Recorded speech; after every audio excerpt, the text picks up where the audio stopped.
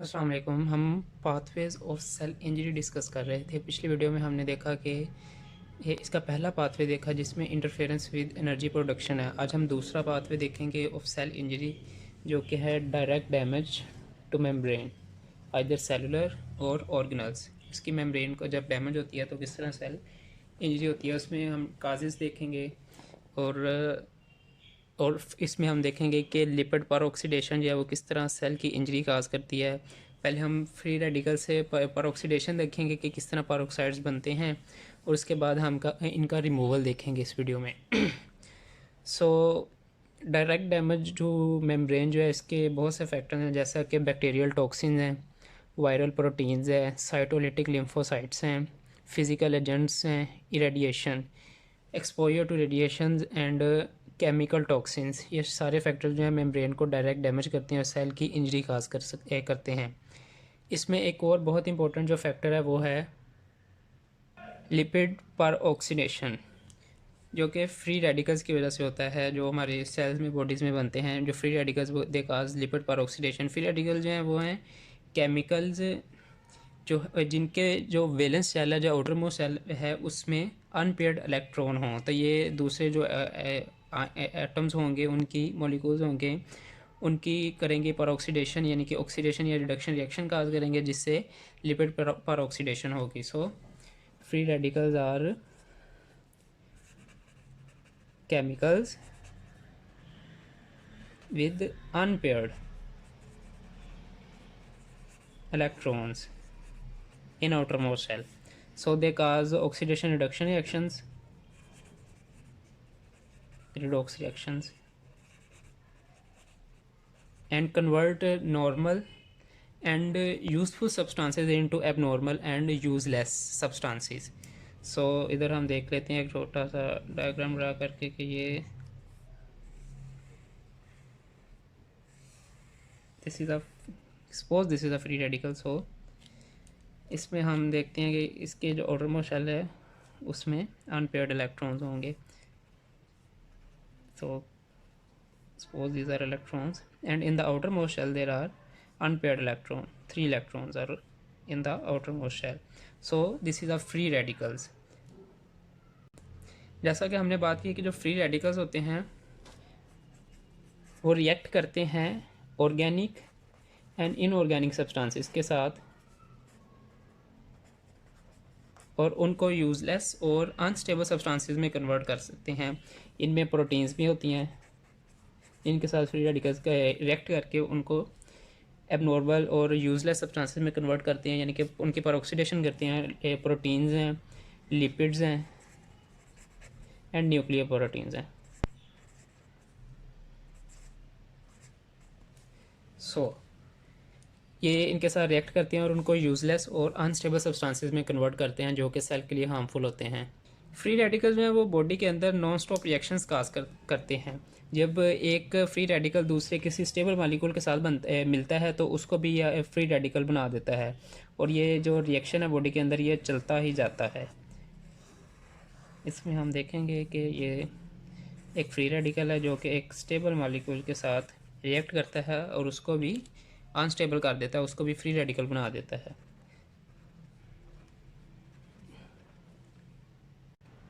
सो आप देख सकते हैं कि एक फ्री रेडिकल जब एक स्टेबल मालिक्यूल के साथ उसने रिएक्ट किया और उसको भी फ्री रेडिकल में कन्वर्ट कर दिया, अनस्टेबल कर दिया।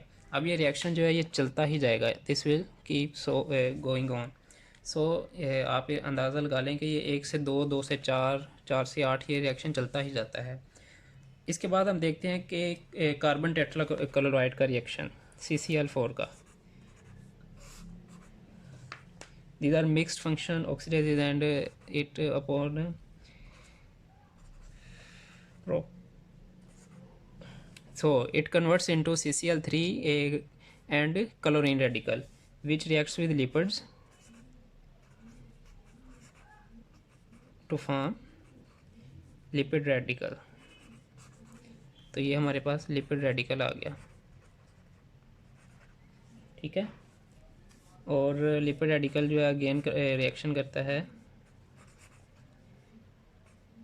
O2 के साथ और बनाता है lipid peroxide radical.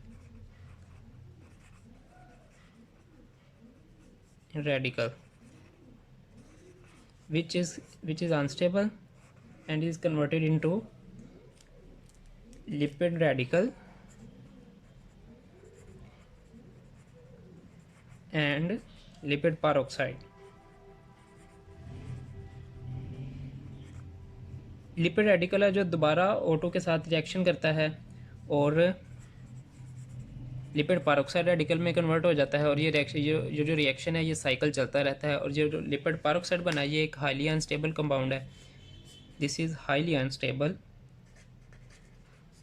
And its break down, ये इसकी ब्रेक डाउन होती है और ये अल्डिहाइड्स में कन्वर्ट हो जाता है। So this is how this cycle goes on.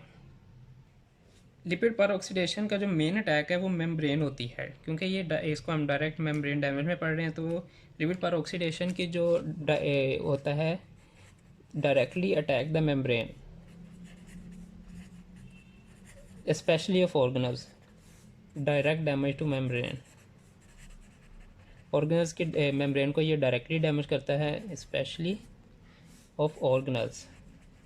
उसके बाद हमारे पास आ जाता है जी copper and iron act as catalyst और कैटलिस्ट। ये जब मौजूद होते हैं बॉडी के अंदर तो ये जो लिपिड पर ऑक्सीडेशन है इसका जो स्पीड है उसको बढ़ा देते हैं, तो इसकी स्पीड बढ़ जाती है और लिपिड पर ऑक्सीडेशन होती है बॉडी में जो कि डिफरेंट ऑर्गेनल्स की मेम्ब्रेन है उसको डैमेज करती है। और जैसा कि हमारे पास आ जाता है माइटोकॉन्ड्रियन, इसकी मेम्ब्रेन को डैमेज करती है। लेकिन जो हमारे और इसके साथ साथ जो है हमारे पास लाइसोसोम है, this is slightly resistant. Lysosome को ये इतनी जल्दी डैमेज नहीं करती है। लाइसोसोम की जो मेम्ब्रेन है ये थोड़ी मजबूत होती है, रेजिस्टेंट होती है इससे इनसे पेरोक्सीडेज़ से। तो इसका सेल को बहुत फ़ायदा होता है, क्योंकि अगर ये डैमेज हो जाए, लाइसोसोम डैमेज हो जाए, तो इसकी जो सब्सटेंसेस है ये बहुत हार्मफुल होती हैं सेल के लिए। और ये जैसे ही डैमेज होता है इसकी मेम्ब्रेन, तो ये जो लाइसोसोमल जो सब्सटेंसेस हैं, कंपोनेंट्स हैं, इसकी सेल में आती हैं और फ़ौरन सेल को डिग्रेड कर देती हैं, तो सेल की इंजरी हो जाती है। तो इसका ये बहुत फ़ायदा है, लाइसोसोम की जो मेम्ब्रेन है ये स्लाइटली रेजिस्टेंट होती है। अब हम देखते हैं कि ऑक्सीजन का वाटर में कन्वर्ट किस तरह होती है, इसकी रिएक्शन देखते हैं। ये जो रिएक्शन है बहुत इंपॉर्टेंट है, क्योंकि एक ऑक्सीजन से वाटर बनने के दरमियान जो ये जो रिएक्शन है इसमें 2 मरतबा फ्री रेडिकल्स बनते हैं and H2O। So this is the reaction. इसमें 2 जगह पर हमारे पास फ्री रेडिकल्स बने हैं। एक तो ये है सुपर ऑक्साइड एनाइन रेडिकल और दूसरा है ये हाइड्रोक्साइड रेडिकल।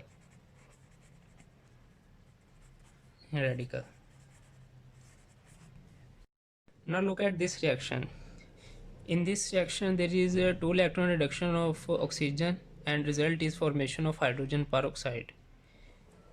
ऑक्सीजन की 2 इलेक्ट्रॉन से रिडक्शन हुई और हमारे पास रिज़ल्ट में हाइड्रोजन पेरोक्साइड बनी है। तो इस तरह भी हाइड्रोजन पेरोक्साइड बॉडी में बनती है।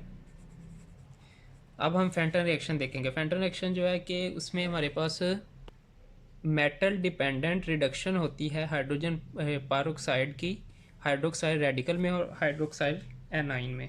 ठीक है, तो इसमें कैटलाइजर के तो कैटलिस्ट के तौर पर इस्तेमाल होते हैं copper, iron and cobalt in the reduce form. जिस तरह के ये आयरन भी अपने रिड्यूस फॉर्म में इसने ये एज अ कैटलिस्ट इस्तेमाल हुआ इस रिएक्शन में, और इसने हाइड्रोजन पेरोक्साइड को हाइड्रोक्साइड रेडिकल में कन्वर्ट कर दिया। सो अगर इसकी इंटेक ज़्यादा होगी आयरन की, कोबाल्ट की, कॉपर की, तो हाइड्रो जो रेडिकल्स हैं फ्री रेडिकल्स वो भी बॉडी में ज़्यादा बनेंगे जो कि हार्मफुल होते हैं।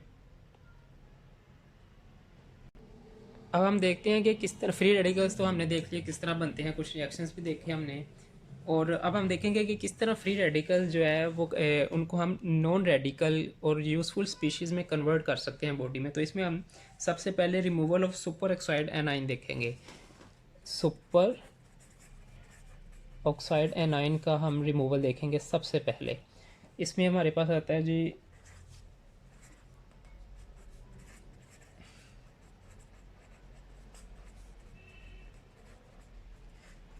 इसको हम कहते हैं नॉन एंजाइमिक डिसम्यूटेशन रिएक्शन।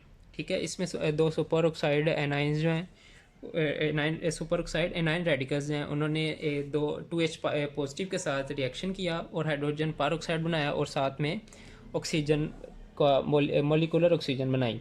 ये है नॉन एंजाइमिक डिसम्यूटेशन। हमारे पास एंजाइमिक डिसम्यूटेशन भी होती है, एंजाइमिक डिसम्यूटेशन। तो एंजाइम हमारे पास है जी SOD, यानी कि सुपर ऑक्साइड डिसम्यूटेज। और ये जो रिएक्शन है सुपर ऑक्साइड डिसम्यूटेज का, दिस इज 10,000 फोल्ड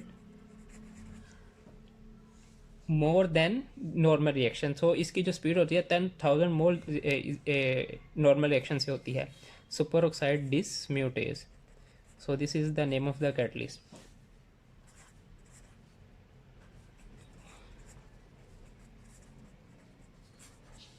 इसमें होगा हमारे पास SOD और बनेगा जी हाइड्रोजन पेरोक्साइड और ऑक्सीजन मॉलिक्यूल। इसके बाद आता है रिमूवल ऑफ हाइड्रोजन पेरोक्साइड। किस तरह हाइड्रोजन पेरोक्साइड बॉडी से रिमूव की जा सकती है उसका, यानी कि उसको रेडिकल से फ्री उसमें यूज़फुल फॉर्म में किस तरह कन्वर्जन होती है उसकी, रिमूवल ऑफ H2O2। तो इसमें आता है जी कैटलेज जो है, कैटलेज एक एंजाइम है जो कि पेरोक्सिसोम में होता है, ये सेलुलर ऑर्गेनल है, इसमें होता है। तो जब दो मॉलिक्यूल्स रिएक्शन करते हैं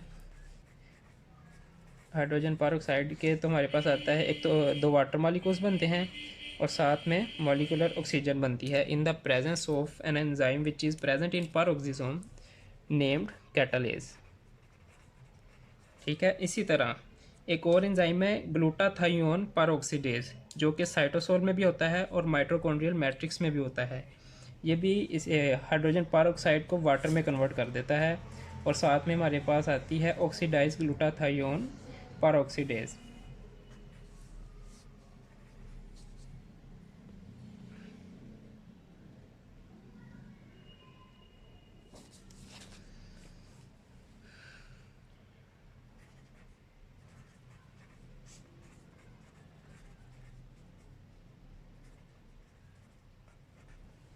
glutathione peroxidase, this is oxidised glutathione peroxidase.